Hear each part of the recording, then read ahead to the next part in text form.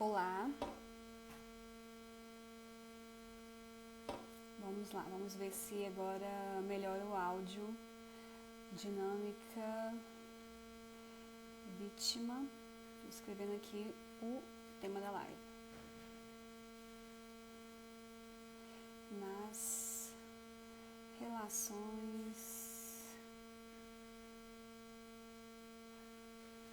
escrevendo aqui.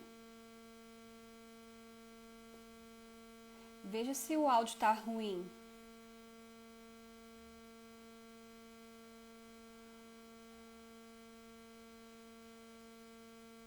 Me dá um feedback aqui, gente. Tá dando chiado? Como é que é? Tá chiando o meu áudio? Tá ruim pra vocês? Tá bom, ótimo, graças a Deus. Porque eu só tenho esse fone. Vou aqui convidar aqui, a Alda entrou, vou adicioná-la aqui pra gente começar. Ok. Ótimo. Que bom, Bruno. Estou aguardando a Alda entrar aqui pra gente começar essa live linda com ela. Olá, Olá, como é que você boa tá? tarde. Tudo bem? Tudo, saiu nossa live finalmente. Não é? Estava Desde... com dificuldade de conectar aqui, meu Wi-Fi, ele sempre dá problema à tarde, não sei o que é, Ah, mas enfim. tomara que dê certo. Eu tô em São Paulo, né? Hoje caiu uma chuva que, assim, surreal.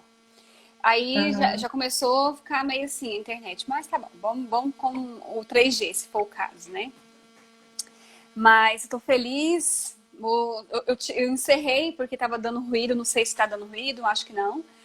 E abri de novo.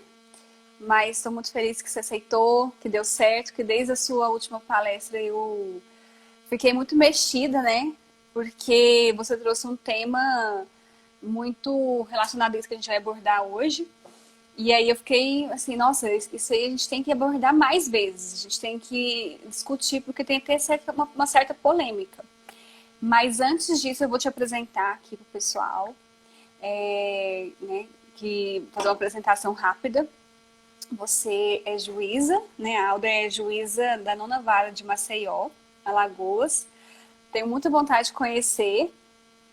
E também você tem formação em constelação familiar e também no curso introdutório ao IOPT, que eu quero muito fazer esse curso, já está na lista para 2021, e é graduanda em psicologia, né? E então, assim, eu queria te convidar mesmo para trazer esse tema para a gente abordar de forma mais rápida, porque é uma live, não dá para a gente também aprofundar demais. Mas acho que a gente vai dar conta, né? Eu vou começar, assim, porque eu vou gravar a live, vai pro YouTube. Então eu quero aproveitar seu tempo ao máximo pra gente conversar e quando o pessoal for entrando, eles vão. Acho que algumas pessoas uhum, entendem mais do tema, né? aham. Mas então a gente vai falar sobre a dinâmica da vítima opressor nas relações de trabalho. E você pode dizer assim para mim qual que é a base teórica desse pensamento, né, dessa ideia de vítima, de opressor? São funções, seriam, dentro das relações? Sim, são funções e esse conceito de vítima e opressor, vítima e perpetrador, ele não é novo, né? São conceitos que vêm sendo trabalhados há muito tempo e Hellinger também tratava deles. A base teórica desse trabalho com o IOPT, como você mencionou, com o trabalho do trauma, que é vamos dizer assim, uma corrente, uma vertente do Rio Constelação, né? E tem a base teórica com a teoria do trauma, como eu falei, do psicólogo alemão Franz Ruppert, que também foi discípulo de Hellinger, trabalhou com ele até 94, quando ele percebeu que aquelas dinâmicas com as quais nós já estamos acostumados, da constelação familiar, elas não conseguiam chegar a determinadas soluções. Então, ele começou a perceber que nas constelações que ele fazia, quando ele colocava um elemento, um representante para a intenção, surgiam traumas. E a partir daí ele passou a estudar bastante os traumas e desenvolveu o seu método próprio, que é o chamado IOPT, que é a teoria da identidade orientada para o trauma, que visa reconhecer esses traumas e buscar conviver, né, conviver com eles, reconhecer nossa condição de vítima e cessar com esse processo de vítima perpetrador que nós vivemos ciclicamente. Então, a base teórica desse conhecimento é o Franz Ruppert, que se inspirou na teoria do apego de Bowlby, se inspirou em estudos da neurociência também, e ele traz esse trabalho para a gente, e estou vendo a Leide que entrou aí, também é estudiosa, o doutor Bruno, que me substituiu em um curso aqui em Maceió, também bem-vindo, Marisa, minha aluna lá de Penedo, da graduação. Então, a base teórica é essa, é Franz Ruppert, que também bebeu em muitas fontes, inclusive na fonte de Bertin Hellinger, né? E nós nunca estamos sozinhos. E o que eu acho bom disso, Nara, de todas essas teorias, de todos esses ensinamentos, é que nenhum deles é estanque, nenhum deles está acabado, né? Tudo vai se desenvolvendo. Então, assim, hoje pensando aqui no que a gente ia conversar, e lembrando da última e primeira vez, né, que você me viu falar sobre isso, eu já tenho uma posição diferente de alguma coisa que eu falei lá atrás, entendeu? E o próprio Franz Ruppert é assim, né? Quem acompanha o trabalho dele, eu fui aluna da professora Lia Bertol, e ela sempre dizia mesmo, quem o acompanha todos os dias, né, a cada semana, a cada semestre, tem mudanças da forma como ele aborda. Então, é uma evolução constante e nós não precisamos ficar apegados aos teóricos, né, que já fizeram por nós. Nós temos, eu acho, o dever de continuar esse estudo e esse pensamento. Entendi. A gente me estender muito na resposta. Não, surgem várias perguntas, né, durante isso. Eu sei que a gente vai abordar algumas coisas e eu fiquei curiosa no sentido assim, quando ele coloca a intenção dentro de uma constelação, ele conseguiu ver traumas. E esses traumas acabam que estão em todas as relações, vamos dizer. Porque ninguém não é traumático de alguma forma. Todo mundo tem um trauma, né? Então, é um tema muito comum, porque a gente não percebe que... Eu não sei se ele fala isso como se a gente... É um arquétipo, uma vítima, um opressor, ou se é um personagem que a gente acata e acolhe e começa a vivenciar na nossa vida, né? Mas eu acho que foi essa questão que me trouxe mais impacto quando eu vi a sua palestra, porque em algum momento eu olhei para o meu profissional, porque a gente às vezes não olha para o nosso trabalho.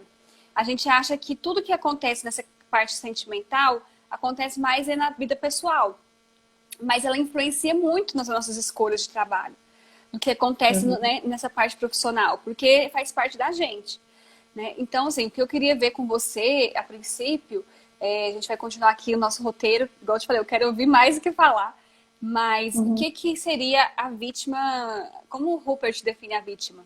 Né? Vamos dizer, é um arquétipo que a gente vivencia, como seria isso? Não, eu acho que está mais para aquela classificação que você colocou como função, né? E, assim, não existe a função estanque de vítima nem a função estanque de agressor, de perpetrador. Nós vivenciamos essas duas funções ao mesmo tempo, né? Em vários momentos diferentes e, às vezes, até na mesma relação, nós nos colocamos como vítimas e como agressores. Mas tudo isso tem um fundamento anterior, não é? Que é a teoria do trauma, que ele classifica a nossa psique, não é? A psique é tudo que acontece no nosso mundo interno e externo, é toda essa conexão entre o consciente e o inconsciente. E ele faz uma classificação da psique, entre psique saudável, não é? Entre psique traumatizada e parte de sobrevivência, estratégia de sobrevivência. E é essa psique traumatizada que não suporta o estresse, não é? Porque nós somos submetidos a estresse desde a barriga, né? E Franz Ruppert, ele não trabalha categorias antes da concepção, ele trabalha a partir da concepção, né? A teoria dele é a partir da concepção. Nós vivenciamos estresses e traumas também desde o ventre materno, né? Quer por simbiose, quer por eventos próprios, uma tentativa de aborto, por exemplo, e outras situações vivenciadas pela nossa mãe que nós absorvemos. Quando aquela situação ela é um estresse e nós conseguimos suportar, ela fica na categoria do estresse, né? Nós teremos uma personalidade, digamos assim, naquele sentido, aquela parte estressada. Mas quando esse estresse é tão grande que ele rompe a nossa capacidade de suportar aquela situação, o que acontece? Acontece uma fragmentação da nossa psique, uma cisão, um trauma, né? E esse trauma faz com que a gente dissocie. Essa dissociação nos leva a não perceber a realidade como ela é. Então, essa parte traumatizada, essa parte vitimizada, vai escolher, entre aspas, funcionar como um modo de sobrevivência agressor. Entende? Então, não existe apenas a vítima ou o agressor. Existem partes da nossa psique que são vitimizadas por conta dos traumas que nós sofremos e, com isso, partem para a estratégia de funcionamento como agressor, porque elas acabam incorporando a função agressor. Introjetam, na psicologia tem esse termo, a introjeção do opressor. Então, você introjeta o opressor e passa a funcionar assim. Claro que, como eu falei antes, não são funções estanques. A gente vai mudando. Vítima, opressor, no momento você está mais vítima, você se faz de vítima, outro você, né, chama o opressor, enfim. É mais ou menos por aí. Mas eu acho que eu me perdi na tua pergunta, Nara. Fui explicar o início. O que é a vítima? Tá, Isso. ok. Tá. O que é a vítima? A vítima é essa parte eu vou chamar como parte da psique também, que sofreu o trauma, né? E que com isso fica dissociada da realidade e não tem condições. Uma das características da personalidade traumatizada é a impossibilidade de ter contato com o presente, o passado e o futuro, não distingue presente, passado e futuro, não distingue o que é real, o que é irreal, não consegue manter relações saudáveis, né? Está sempre tendo problemas nas relações. Essa é a parte vitimizada, né? Que, por sua vez, como eu falei, para sobreviver, vai funcionar como opressor também. Você lembra da situação nos últimos tempos, por conta das questões aí que aconteceram nos Estados Unidos e até aqui no Brasil mesmo, né? A gente teve agora algumas semanas o assassinato daquele rapaz no supermercado e o assassinato do negro lá nos Estados Unidos. Sim. Aquela imagem do policial colocando, né, a bota no pescoço, né? Então, assim, aconteceram algumas charges, né? Aquele policial colocando aquela bota era um policial oprimido também numa escala superior, né? Então, assim, nos sistemas hierárquicos, nós vemos isso muito claramente. Quando a gente olha uma estrutura muito hierarquizada, como a polícia, como o exército, a gente vê que essa estrutura, ela vai de cima para baixo, ela vai se reproduzindo. E aí, eu costumo dizer assim, tem uma hora que o soldado vira cabo. E quando o soldado vira cabo, ele passa a exercer sobre o soldado, né, tanto a opressão como ele sofreu quando ele era soldado. Então, o mecanismo é mais ou menos esse. Se retroalimenta, né? Aí, se a gente não parar para analisar por que eu estou fazendo isso, se é no automático, isso faz parte de mim, eu concordo com isso ou não, a gente não consegue sair, porque é inconsciente, né? E, assim, uma das coisas que me tocou muito naquela sua palestra, você trouxe alguns tópicos, assim, o que alimenta essa dinâmica vítima-opressor. Eu vou até, só para puxar o gancho aqui, você falou que a revolução, ela é uma coisa que traz essa ideia no imaginário coletivo de que existe algo ruim, né? A religião também, de que existe o bem e o mal. Eu acho que, assim, é como se a gente estivesse fugindo de algo. Sempre tem uma fuga por trás dessa relação de vítima e opressor. Mas, e você já, eu não sei se você já falou como, você me trouxe um pouco como se faz da vítima para o opressor, né? A pessoa está lá vivenciando uma violência na sua casa, ela não teve uma educação, entender que aquilo não tem a ver com ela, e ela acaba reproduzindo a mesma condição de antes, mas só que agora como opressor. Seria isso. Na verdade, é uma interiorização, né? E como você falou, é um processo muito inconsciente e até automático, eu diria. Esses dias eu assisti, esse final de semana eu assisti a uma série. Eu vou indicar aqui, vou tentar não dar spoiler, porque eu adoro dar spoiler. É uma série espanhola chamada Os Favoritos de Midas. Quem quiser, tiver curiosidade, Vou até eu anotar acho que ela aqui. Os Favoritos de Midas. Ela mostra de uma maneira muito interessante a transformação da vítima em opressor, né? Além de tratar outras questões também, de uma forma geral, a questão da sociedade, do empresariado, enfim, do funcionamento da sociedade capitalista e das pessoas que têm muito poder. Mas eu percebi que ela trata bastante, de uma forma bastante interessante isso. Que, como você disse, ninguém diz, eu sofri uma violência, agora eu vou ser violenta também. Não, Uhum. você vai reproduzir inconscientemente, né? E o mecanismo de fugir disso tudo, né? E Rupert elenca todos aqueles, né, que ele considera de fuga, né, que não resolvem a questão, e ele coloca Uhum. inclusive a arte, a religião, querer salvar as pessoas, né? Espiritualidade, tudo isso ele coloca como uma forma de não olhar para seus próprios traumas. Uhum. Inclusive nós que somos profissionais da ajuda, né, e você colocou isso para a gente olhar também, muitas vezes, e Rupert fala claramente que muitas vezes os profissionais da ajuda, e eu vou dizer muitas vezes, mas ele colocou todas as vezes, lá quando ele escreveu, né, os profissionais da ajuda, eles seguem para esse caminho porque eles não têm coragem de olhar seus próprios traumas, né? Então, olha o Macklin aí, cantor alagoano, prestigiando a gente. Olá, tudo bem? Ana também, Ana, minha amiga. Que bom. Então, assim, o que acontece?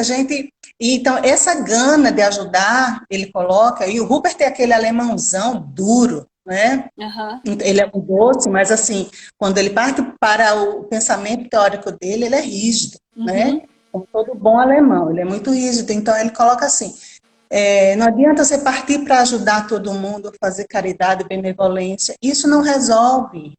Isso não resolve porque em outra esfera você vai estar reproduzindo a dinâmica vítima e opressor, né? Se Então, sente é superficial, né? Seria porque acaba que quando você olha para uma pessoa que não faz o que você faz, você é opressor com relação àquela pessoa. Acaba que de alguma forma, se você não olhar a forma como você ajuda, se você está só entrando num comportamento massificado, você não está fazendo conectado com você, vamos dizer assim. isso ele coloca como uma forma de a gente fugir do nosso eu, das nossas próprias questões. E a forma como ele entende que nós devemos sair desse ciclo vítima e opressor é olhar para a gente, né? Olhar para dentro e ter a coragem, porque eu digo que realmente precisa ter muita coragem para Muita. enfrentar o trauma, né? Seja num tratamento psicológico, como numa constelação de trauma, que eu vou dizer que você chora muito, né? Para você se encontrar, e aí o que eu digo assim, né? A grande questão é quem nós somos, ele coloca isso, né? No livro Quem Sou Eu numa Sociedade Traumatizada? A grande pergunta é quem eu sou quando eu afasto isso que fizeram comigo, né? Exatamente. Quando eu afasto esse meu funcionamento inconsciente, todo viciado, que não me deixa ser feliz, não me deixa estar satisfeito, nem quando eu tenho tudo aos meus pés. Não é? Quando a gente vai olhar, Nara, para aquelas sociedades altamente desenvolvidas, lá do norte da Europa, Suécia e tal, você vê que tem um índice de suicídio imenso, É. não é? Porque tem um buraco, tem uma coisa que não foi preenchida que as pessoas não olharam. Então, não é só a condição material, que ela é importantíssima, sim. né? E a nossa sociedade vive fundada, ela sobrevive, com, né, vou falar do Brasil aqui mais especificamente, com essa desigualdade. Mas mesmo nas sociedades desenvolvidas, existem buracos grandes nas pessoas que elas não conseguem enfrentar, né? E é esse olhar para dentro que ele propõe e que nós estamos tentando fazer também aqui. Realmente, eu acho que tem uma. Eu não sei se é o Freud que fala isso, mas assim, que tem algumas bases que sustentam a nossa vida que às vezes a gente olhar para ela e tentar tirar, ela desmorona, né? Então, assim, esse é um olhar muito profundo para nós, porque isso que eu te falei, eu percebi, eu fui profundo, falei, gente, será que eu escolhi direito o trabalho porque eu tenho alguma identificação com a vítima? E eu fui olhando para isso, porque eu sempre era muito pró-trabalhador. Eu estudei para concurso uns 5 anos e eu achava que era isso, que o trabalhador precisava de ajuda. Então, assim, e eu vi que eu estava também muito inserida numa legislação que era entregue para mim sem questionar, porque realmente as coisas vão mudando, situações culturais mudam. E aí, depois, com a mudança de governo, eu fui olhando para o outro lado. Fui me colocando em outro lugar. Mas, assim, eu penso, será que eu escolhi essa profissão justamente porque eu estava identificada com a vítima? E quando você percebe isso, você fala assim, e agora? Quem que eu sou? O que que eu vou fazer agora? Agora eu percebi que eu fazia isso, eu não concordo mais, já estou nessa profissão, como que eu vou lidar com a minha realidade nova agora? Uhum. Isso, Então, né? Pode pode falar. falar. Não, aí, então, assim, isso é muito apavorante. Você fica apavorado. Né? Então eu falei com você, falei, meu Deus, agora eu não sei o que eu vou fazer, porque eu olhei para isso que eu queria desver as coisas. E você tem que realmente ter coragem de querer olhar o que está sustentando a sua vida. Né? E porque eu acho que o trauma, ele sustenta a vida de muitas pessoas, de países, de relações. E às vezes, tirando o trauma, você não se identifica mais, você não sabe quem é você. E isso que é interessante nessa abordagem, porque uma das coisas que eu vi com outro professor, ele fala, na constelação tradicional, a gente olha muito para a gente no sistema. A gente busca aquele afeto. Na identidade, a gente vê quem é a gente dentro daquele sistema. É um olhar para nós. E aí eu fui percebendo que mesmo com a constelação, achando que eu estava olhando para mim, eu não estava. Eu estava sempre... É uma fuga também, de alguma forma. São abordagens diferentes, né? A constelação familiar, ela realmente busca essa integração com o sistema e a integração da identidade, ela busca a autonomia, né? Sim. E aí, no momento em que a gente se vê nessa simbiose com a vítima, como você se viu e como eu me vi durante muito tempo também, a gente primeiro tem que ter o cuidado para não ir para o extremo oposto, né? E buscar aquela posição que Bert Hellinger já nos ensinava e já nos instigava o tempo todo, que é a metaposição, que é o olhar de fora. E esse é um treino muito difícil, né, Nara? Muito Muito. difícil. Porque passa por uma parte muito emocional da gente, né? Porque a gente está numa transformação e a gente ainda tem que ter aquele amadurecimento de olhar aquela situação de fora e tentar algo novo, vamos dizer. Mas assim, eu vou continuar aqui com a nossa conversa, senão a gente vai até mudando de assunto. Mas Tá. dentro dessa visão, dessa dinâmica vítima-opressor, a gente colocou assim, qual que é a visão sobre o triângulo de Kaplan? Existe um triângulo, então existe mais uma posição, que seria o salvador. Dentro dessa vítima-opressor, ainda tem mais um. Então, o Triângulo de Karpman é uma teoria mais ou menos da década de 70, 80, e ele vem antes da concepção de Rupert, né? E isso que eu vou dizer é by me, entendeu? Nunca vi, Tá é bom, vamos lá. teoria, é teoria minha e pode ser que amanhã eu mude de ideia. Uhum, Então, eu não vejo mais como a existência de um triângulo, uhum. né?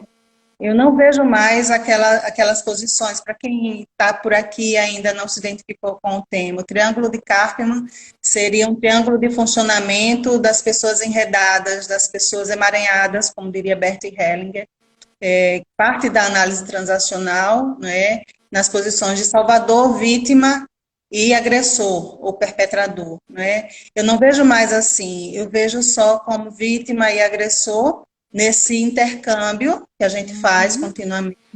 E eu vejo o salvador em simbiose, né? Em simbiose com a vítima.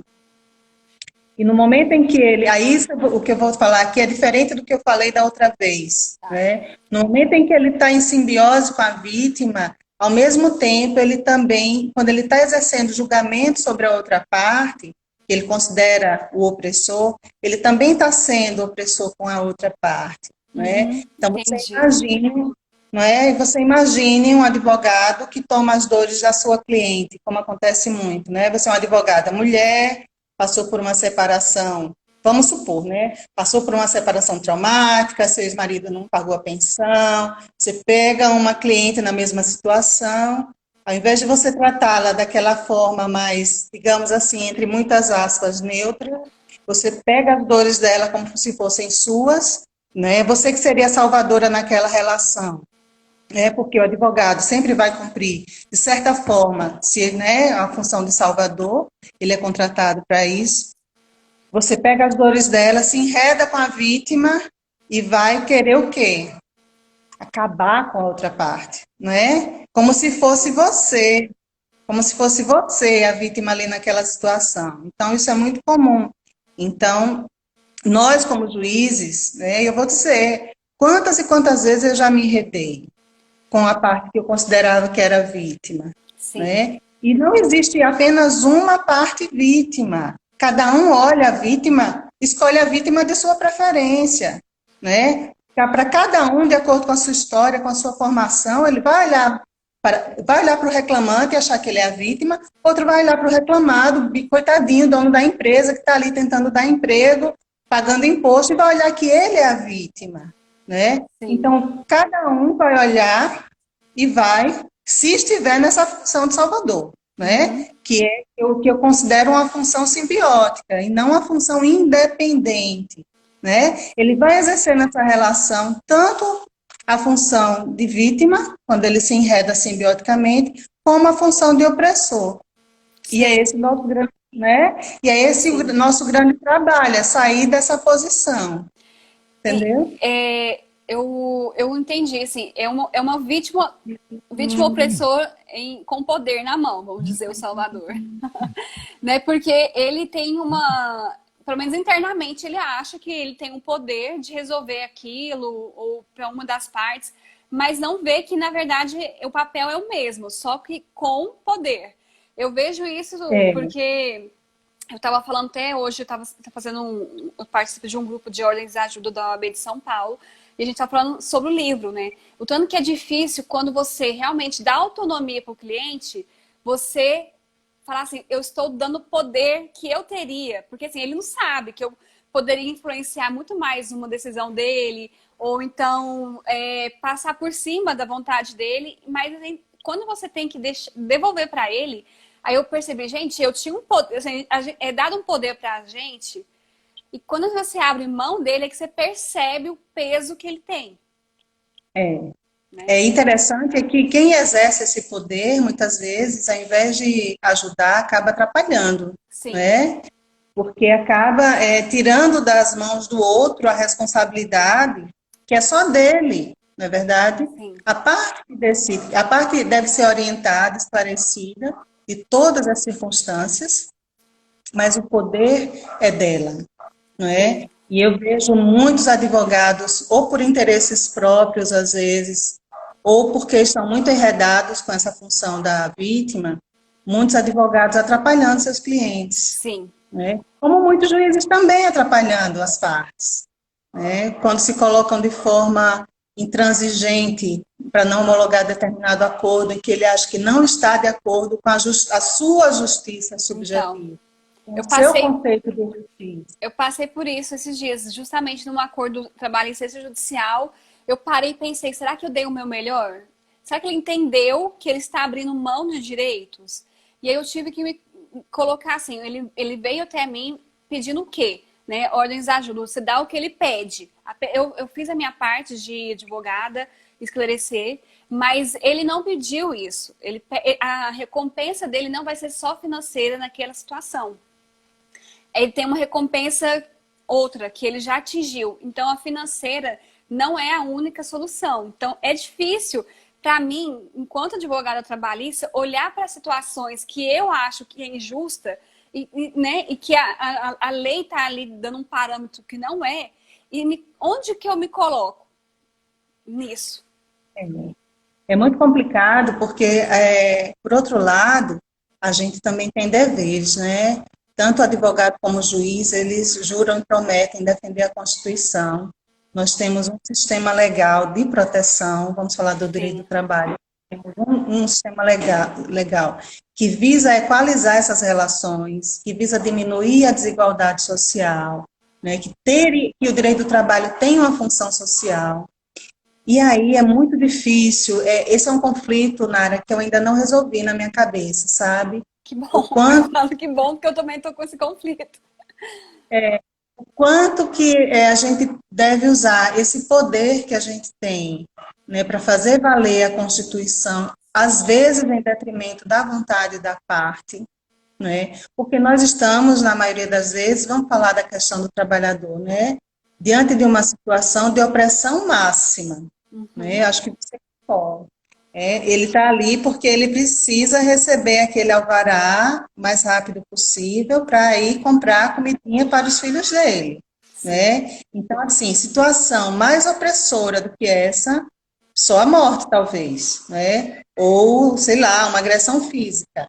Mas, assim, em termos econômicos, essa é a situação mais opressora que nós temos. E aí, fechar os olhos para essa realidade, para esse sistema, e eu tenho visto acordos extrajudiciais com quitação total de contrato de trabalho, né, com um pagamento muito inferior à rescisão contratual, e dando quitação geral, e com aquelas condições formais absolutamente preenchidas, né, advogados diferentes e tal. Às vezes são advogados que trabalham juntos há anos, às vezes são Uhum. até do mesmo escritório, né, às vezes tem uma duplinha de advogados que sempre são eles, são sempre os dois, a gente desconfia, mas como assim? São sempre esses dois, né?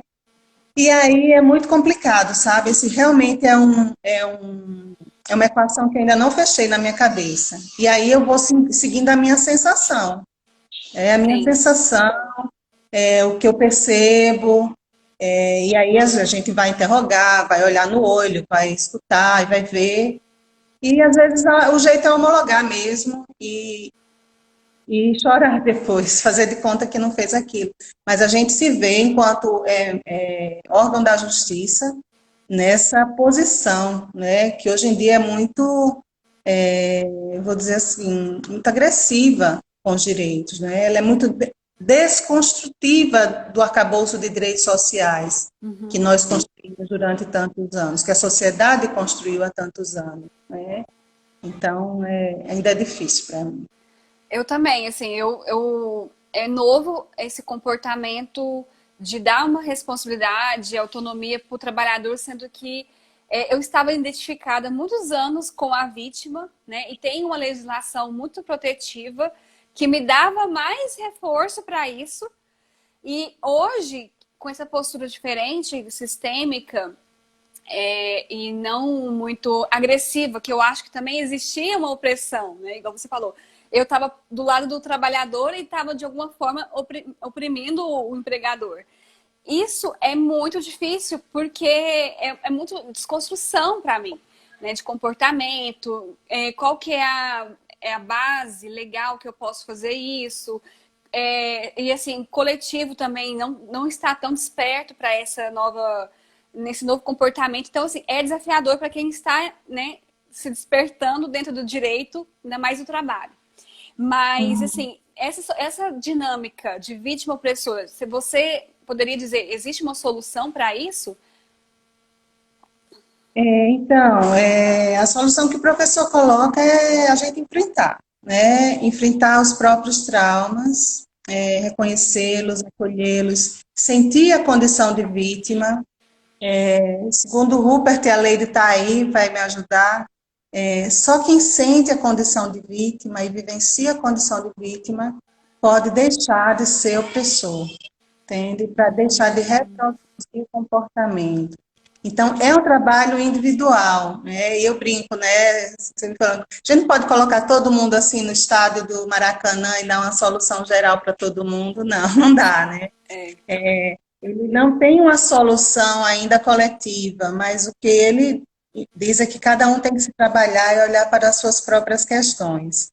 Então, é isso que vai, paulatinamente, dia a dia, fazendo com que a gente saia dessa posição de opressor. E é tão interessante isso, porque depois que eu comecei a ter acesso a esse conhecimento, eu vi como eu fui opressora dentro da minha própria casa, né? Com meus filhos. Eu disse, gente, eu fazia isso, eu não tinha a mínima ideia que eu estava, né, exercendo a função de opressor. exatamente. É um choque de assim, nossa, eu achava que eu sabia quem eu era, e com esse olhar de vítima opressor, a gente vê algo que é o eu cego, né? Desconhecido da gente, que tá oculto, que só outra pessoa vê. E claro que a gente não vai ser. Nós vivemos numa dualidade, né? A gente está aqui a todo momento sentindo o frio, o calor, o bom humor, mau humor. Então a gente vai estar, assim, atravessando essa relação mesmo, essa área de vítima e opressor a todo momento, até por conta do país que a gente vive e ainda está desenvolvendo. E isso é fomentado, né? Em na arte, na cultura, né? No que a gente vê no dia a dia. Uhum, sim.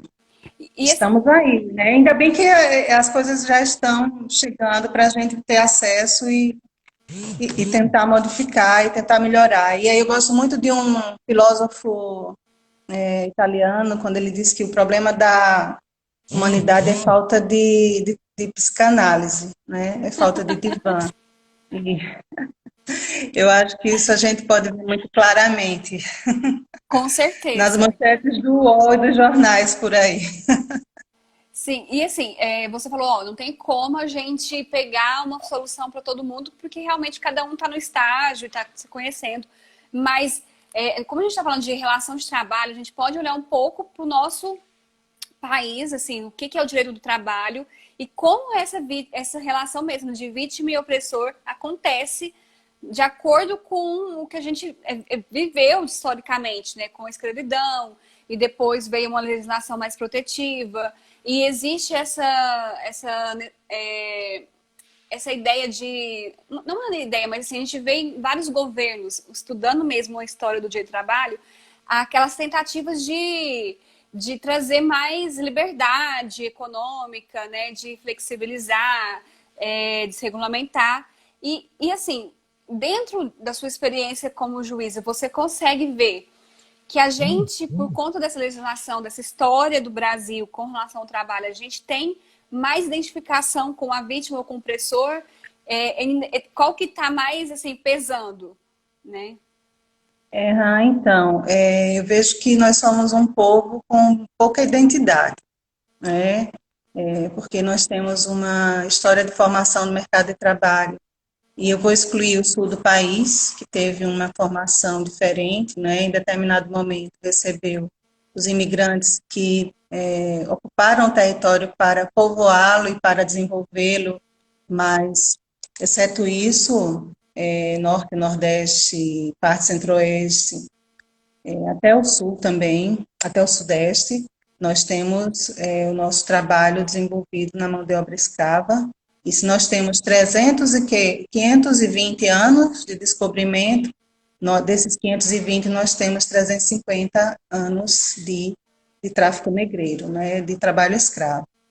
E essa base da formação do trabalho no Brasil, na minha percepção, ela formou uma massa de trabalhadores sem identidade, né? E por que isso? E você sabe que esses traumas e essas questões, elas são transmitidas de geração por geração, né? E o próprio modo de funcionamento das pessoas. Então, essa massa de trabalhadores sem identidade fragiliza. Nós tivemos poucas oportunidades no Brasil em que os trabalhadores se uniram para reivindicar melhores condições de trabalho, reuniram em massa. Você vê na Espanha, na França, na Itália, na Alemanha, qualquer coisa, eles não têm dificuldade de se reunir, de irem para as ruas, e isso não é feio, né? Isso não é feio, isso não é coisa de, me desculpem, isso não é coisa de vagabundo, isso não é coisa de petista, esquerdopata, isso é uma reivindicação considerada legítima, né? Porque os trabalhadores, né? Você viu aí, está vendo aí a pandemia acontecendo, e agora nós estamos numa fase diferente, mas vamos dizer, diferente não melhor, claro, porque estamos, né, piorando todos os índices de novo, mas o país parou, e aí você vê que não é o capital quem move a sociedade. Quem move a sociedade é o trabalho. É claro que o capital, ele tem a sua função, né?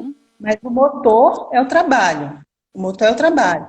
E aí nós temos essa massa de trabalhadores sem identidade, né? Acostumada a ser humilhada, né? Que se habitua, nós vivemos numa sociedade que acha normal alguém maltratar e humilhar o outro, né? Você sabe que o movimento de dano moral, né, ele começou na década de 90, né, Nara? Na França. É. Antes, não é? Antes disso, era muito comum você maltratar um empregado, e isso fazia parte praticamente do contrato, Eu acho que a né? gente estava experimentando, era uma experiência, assim, as pessoas, aí caiu a ficha e aí mudou um pouco a mentalidade, né? Antes você experimentava, usava as pessoas como objeto mesmo. Exatamente, que é a lógica do trabalho escravo, né? O trabalhador, o escravo era um objeto, era uma coisa, era considerado réis, não era uma pessoa, não era um sujeito de dignidade, não era um sujeito de direito. E aqui no Brasil nós trouxemos isso durante muito tempo, né? Hoje em dia ainda muitas famílias ainda contratam empregadas domésticas sem registrar carteira, né? Sem recolher INSS, e acham que é normal, porque estão dando ali um lugar para ela comer e um local para ela dormir. O que é isso? Não é trabalho escravo? Sim. Né? Sem jornada de trabalho. Você tem a legislação das empregadas domésticas, a Lei Complementar 150, que é de 2015, quase 30 anos depois, praticamente, da Constituição. Né? Veja uma sociedade que avançou juridicamente, formalmente, na legislação, mas que demorou com essa categoria reconhecer esses direitos efetivamente. Né? Então, assim, nós estamos muito arraigados ainda a esse Sim. pensamento escravocrata. E E é por agora, isso. perdão, pode continuar. Pode falar, não, pode Não, falar, eu terminei. você estava falando sobre a gente não ter uma identidade não, como trabalhador. E agora, com essa globalização, tá pior ainda, porque a gente prefere se identificar como consumidor do que trabalhador, né?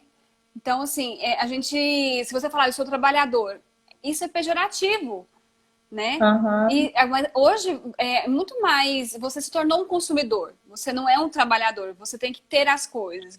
Se você comprou tal coisa, você tem uma ascensão social.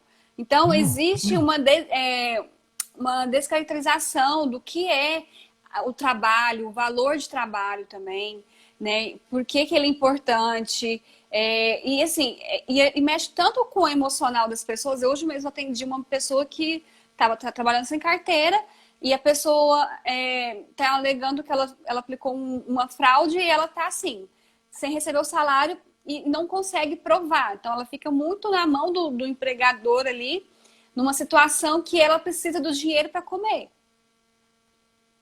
Né? Uhum. Então, eu entendi o que você colocou, mas assim, você vê que aqui no país, você entende que talvez uma mudança na legislação, ela ajudaria a gente retomar esse valor no trabalho ou daqui para frente vai Não, ser muito líquido, vamos dizer? não, eu não penso que essas questões elas são transformadas, né, com mudança na legislação, né?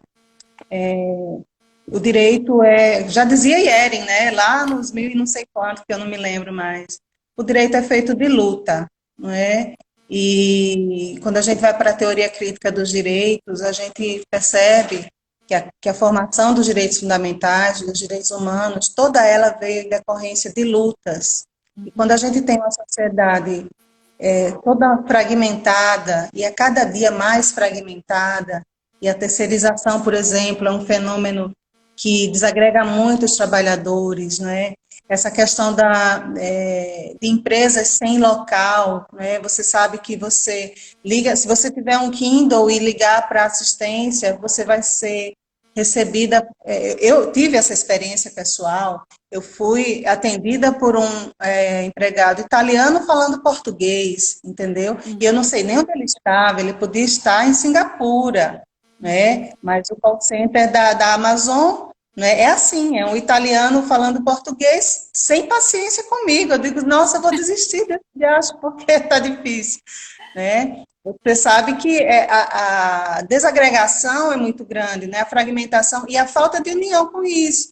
E como é que nós vamos fazer? Ainda não sei. A gente está vivendo esse momento aí de redes sociais muito forte, para o bem e para o mal, né? Então, assim, a gente sabe que grandes movimentos foram feitos pelas redes sociais e o grande desafio agora é selecionar o joio do trigo, né?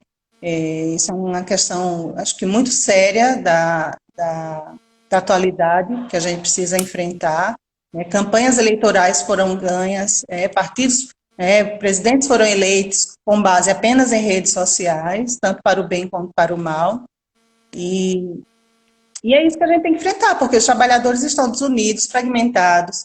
Dentro de uma empresa, funciona o modelo toyotista, né, que é de fiscalização de todos por todos. Praticamente a figura do chefe, ela perdeu aquela importância que tinha como referencial e como apoiador. Então, você tem metas coletivas onde todos cobram de todos o cumprimento e fica aquele olho ali o tempo todo. Então, assim, tá difícil. Eu vejo que a reforma trabalhista, por exemplo, no Brasil, de 2017, ela foi muito perversa. Ela colocou os trabalhadores abaixo dos consumidores, pegando Sim. acho que você não é. Os trabalhadores, hoje em dia, eles têm uma proteção muito menor que os consumidores. E os trabalhadores são consumidores, né? Não fosse o poder de consumo dos trabalhadores, a sociedade capitalista ela não se sustentaria, não é verdade? Tanto que para isso que foi estabelecido o salário, né? Ele é necessário para que as pessoas continuem consumindo e os direitos sociais como um todo. Mas da forma como a gente está vendo, é quase uma implosão, não é, do sistema de produção, porque agora os empresários, a maioria, com esse. Agora eu não sei, porque a gente está realmente num momento de crise, mas há um tempo atrás era o mercado financeiro que estava dominando, não o mercado de produção, né? Não a indústria de produção de bens de consumo, e sim o mercado financeiro. Então, nessa ficção que é o mercado financeiro, as pessoas ficam totalmente de fora, né? E aí os ganhos são feitos de maneira artificial. Então, isso tudo é muito complexo na nossa sociedade e eu não sei como é que a gente vai resolver.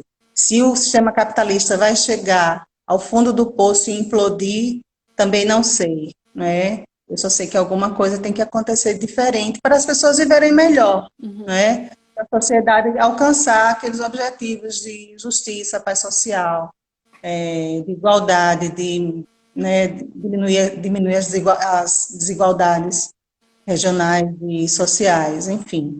Mas isso é uma preocupação nossa, eu vejo que é sua também, e eu não sei se isso vai acontecer, né? Pelo menos nos próximos 100 anos. Eu acho Vamos. que o direito digital, o digital que está vindo, é isso que você falou, ele coloca um poder na mão de todo mundo. Você, dentro da sua empresa, você pode colocar os seus funcionários para serem mais opressor com a empresa ou mais vítima, justamente por conta dessa distribuição mesmo de acesso, né, de informação, de dados, que é real, né? Mas, assim, o que eu fiquei em dúvida com você, por exemplo, você tinha listado lá algumas situações que fomentam essa dinâmica de vítima-opressor. Eu queria ver se você podia, só para pontuar, porque assim, eu vejo que revolução, que salvar as pessoas, isso está tão dentro do ser humano e a gente consegue avançar de alguma forma, né? Algumas pessoas vão avançando dentro dessa dinâmica. Como a gente poderia mudar a realidade, né, se nem todo mundo vai fazer terapia ou olhar para dentro, né? Se isso é uma coisa que move mesmo a humanidade, esses papéis, essas funções. Rupert disse que a sociedade é o retrato de cada um de nós, né? Então, ele coloca de forma muito peremptória: não há solução senão olhar para dentro de si e se transformar, né? Todas aquelas soluções, aquelas pseudo-soluções, elas não dão conta. Nós tivemos revoluções, se a gente lembrar apenas da Revolução Russa e da Revolução Cubana de 59, elas deram conta de uma parte da questão, Uhum, entendi. né? Tanto que os sistemas, vamos falar da União Soviética, tanto que os sistemas sucumbiram, né? Eles dão conta de parte, né? Eu tive em Cuba ano passado e conversei com pessoas nativas e tudo, e aquilo deu conta de uma boa parte, né? Mas nem todas as pessoas estão satisfeitas, né? A gente via fuga em massa. Cuba passou, enfim, Cuba passou por períodos de escassez grande por conta dos embargos dos Estados Unidos, né? Uhum, Foi fuzilada, enfim, recebeu mísseis na década de 60 e tudo. Então, assim, um grande embargo por conta do regime, naquela época da Guerra Fria, mas ela não dá conta de tudo, né? Porque as pessoas, elas precisam de igualdade, precisam de liberdade, né? Quem tem, de certa forma, uma base de igualdade, o ser humano está insatisfeito, né? Ele quer mais. E é a nossa propensão, né? Se a gente lembrar lá da pirâmide de Maslow, quando a gente vai atingindo as necessidades mais elementares, a gente vai querendo outras coisas mais, né, mais elevadas, que deem uma satisfação pessoal mais intensa. E o que eu vi foi isso, né? Então, assim, todas aquelas saídas, como você colocou, que eu não tenho elas aqui, mas são várias, né? São estratégias que funcionam como estratégias e como pseudo-saídas para a sociedade, elas não dão conta. Eu penso que a gente vai ter que evoluir muito enquanto pessoa, sabe, Nara? Vai ter que se trabalhar muito. Talvez a psicologia seja a grande profissão do futuro, né? E que os psicólogos também se trabalhem, porque não é fácil dar conta disso tudo. É uma luta porque nós estamos dentro desse sistema, nós estamos inseridos e uhum, agimos inconscientemente também. Se a gente não tomar essa consciência, isso é um trabalho diário, né? uhum. E outra, sem garantia de sucesso, né? Sem garantia de sucesso, porque a gente pode escorregar e escorrega a todo momento. O importante é escorregar, levantar e continuar, né? Aprender com aquilo e bola para frente. Não, isso que você falou fez sentido, assim, porque a humanidade tá se desenvolvendo, caminhando traumatizada, né? E a gente só está sobrevivendo até hoje, resumindo. A maioria de Isso. nós estamos sobrevivendo porque a gente tenta resolver né, temas complexos e querendo uma solução global, sendo que vai ser muito pontual, né? Então a gente se frustra muito por conta dessa expectativa de que uma revolução vai resolver o caso e vai mudar, né? Então, assim, igual Aham. também com o vírus, né? A pandemia ela veio quase uma revolução. Só que ela não vai acordar todo mundo. Nem todo mundo quer, né? É interessante essa sua fala, porque dizem que a gente só cresce no amor ou na dor, né? Quando você não quer evoluir pelo amor, vai pela dor. E essa pandemia fez com que a gente voltasse para dentro um pouco, para dentro das nossas casas, das nossas relações, com todas as dificuldades e possibilidades que esse momento nos traz, né? Então, eu acho que o caminho é o de dentro, não tem caminho para fora, O caminho é evidente. E não adianta querer salvar ninguém, porque não adianta, não vai dar certo. É. O caminho é único. Eu me lembrei do Lulu Santos, fala que a gente vai caminhar com passos de formiga, mas com vontade a gente tem. Eu acho que não é sem vontade, não. Eu acho que a gente tem vontade de mudar. A gente só está usando uma parte nossa para resolver um problema muito mais profundo que precisaria dar uma parte saudável, né, para resolver. Sim, porque como você colocou também, nós vivemos nas estratégias de sobrevivência, né?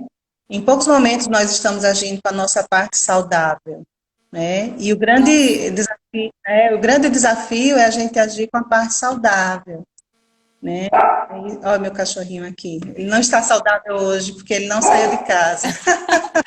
Não, e assim, o mais interessante é, às vezes, a gente toma uma atitude com uma parte traumatizada, chega naquele ponto que a gente quer, e aí a gente fica lá só com a nossa parte saudável para lidar com a atitude da parte traumatizada. Então, assim, eu acho que ela tem essa função, às vezes, de mover a gente, mas chega um momento que a parte saudável, ela vai ter que lidar com aquilo que a gente, né, que a parte traumatizada está fazendo.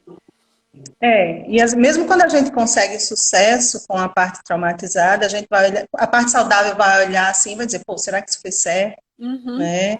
Nossa, eu poderia ter conseguido o mesmo objetivo, mas eu poderia ter feito diferente, né? Sim, eu passei por isso recentemente. Eu mudei para uma cidade, cheguei lá e falei assim, opa, eu acho que eu mudei, minha parte traumatizada mandou eu vir para cá. Me deixou aqui, agora eu tenho que lidar com essa situação. Aí eu peguei minha parte saudável, eu fiz outra mudança, sabe? Assim, eu acho que por isso que acaba que a gente vai estar sempre se comunicando com essas partes, por mais que a gente às vezes atue mais que a traumatizada, uma hora a saudável vai ter que dar conta, senão realmente vem esses problemas de saúde mental, vem suicídio, porque a gente tem que lidar com o resultado do que a gente faz, né? Mas É, a gente está terminando, faltam acho que uns 3, 4 minutos. Não sei se tem perguntas aqui, se alguém quiser deixar para a Alda responder. Vou pedir para você, assim, quiser dar uma palavra final sobre esse tema que você vê ou espera que aconteça, não sei. O que você sentir agora? Você pode dar um recado para nós. tá. Eu quero agradecer aqui, acho que é a Cassandra que está aqui no Você Mais Conciliador, minha colega que também tem um movimento pela conciliação em Maceió, os colegas que entraram, os amigos. O que é que eu desejaria, né? Então, assim, que eu posso. Primeiro, eu quero desejar lucidez para mim mesma, né? Esse é o primeiro desafio. É desejar que eu mesma esteja cada dia mais saudável, que eu consiga colocar limites nas pessoas que estão me estressando, a ponto de que elas não me traumatizem, né? Oh, É, Glória! né? É suportar o estresse até certo ponto e É. depois saber dizer aquele bem redondo, não, mas com todo amor, não, não dá até aqui, né? Primeiro eu desejo essa saúde para mim. Depois eu desejo essa saúde para você também, Ah, eu ia Nara. falar agora. Pode mandar que eu tô recebendo o universo. Manda. Já internalizei. E para todo mundo, que a humanidade, para todos que estão aqui, que a humanidade olhe para dentro, porque quando a gente tem coragem e tempo e disposição de olhar para dentro, a gente não consegue olhar para fora, né? Nossa, muito Olhar bom. para fora fica muito pequeno, fica muito vazio, fica muito feio também, né? E aí, se eu pudesse deixar uma lição, seria essa, né? E olhar para dentro. E se trabalhar isso não se faz sem custos, né? É. Isso custa tempo, isso custa dinheiro, isso custa investimento emocional, né? E muita coragem. Mas com isso eu acho que a gente vai estar contribuindo para uma sociedade melhor também. E para a nossa família ser mais saudável e tudo mais. Sim, nossa, que lindo. Tava precisando ouvir tudo isso. Porque a mudança, ela exige muito da gente, né? Exige muito desse emocional, do físico, do mental. E às vezes a gente simplesmente não quer fazer porque exige, né? Eu falei esses dias com uma pessoa, ser adulto exige muito. Eu acho que é essa transição mesmo da gente sair da infantilidade e crescer e estar conectado com, né, algo mais maduro na gente. E exige, vai exigir até o final, né? Porque as pessoas estão mudando, a gente está em contato com pessoas em todo tipo de consciência, vamos dizer assim. Não melhores ou piores, mas às vezes eu sou a pessoa que precisa de mais expansão. Então, realmente é uma coisa que exige. Eu acho que essa constelação da identidade eu tô tomando coragem para fazer, porque eu falei assim, eu sei que eu vou ver coisas, sabe? E eu tô assim, eu tenho que me preparar emocionalmente para passar por isso, porque é uma ferramenta muito rica, né, pra gente poder mudar, pra gente se conhecer mais. A cada dia, quando você olha um pouquinho mais, você fala, meu Deus, tinha isso aqui dentro. E isso às vezes é desconfortante pra gente, mas tem que ter coragem.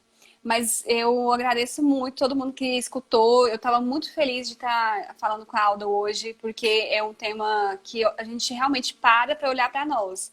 E aí, será que eu faço isso? Será que eu sou a vítima? Então, acho que é um contato com o nosso eu. E então, me marcou muito, porque eu tive que parar e analisar um pouco das minhas escolhas profissionais. E isso, né, vendo como que tá a estrutura daquilo, né, que sustenta. Mas eu estou muito feliz que você aceitou e quero conversar com você de novo. A gente vai ter outros planos que eu já até passei para você hoje. Mas é isso. E a live vai ficar salva, gente, aqui. Vou colocar no meu YouTube também.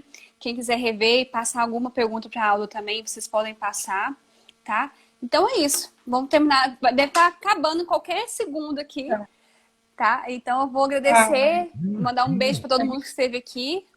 Beijo, pessoal. Obrigada, Nara. Você, viu? Obrigada eu. Primeiro, um beijo grande a todo mundo. Beijo, gente. Tchau, Beijo, tchau. tchau, tchau.